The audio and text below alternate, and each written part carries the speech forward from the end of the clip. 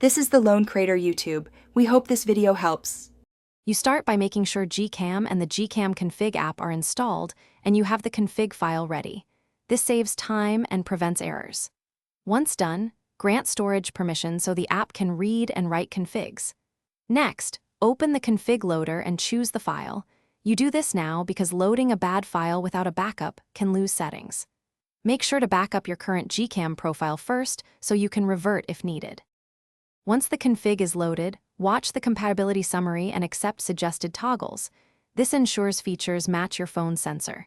You should then apply core options like HDR, AE lock, anti-banding, and noise reduction because they directly affect image quality.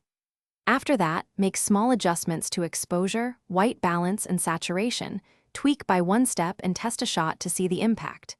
If a setting breaks the camera, undo it quickly and try a different combination. You finish by testing the config in several scenarios, daylight, low light, portrait, and zoom, to confirm stability and image improvements. Once satisfied, save a named profile inside GCam and export the working config for future installs or sharing.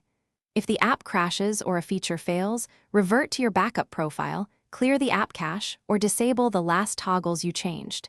These steps isolate the problem fast. Finally, document which settings worked so you can repeat success. Thanks for watching. Consider subscribing if we helped you.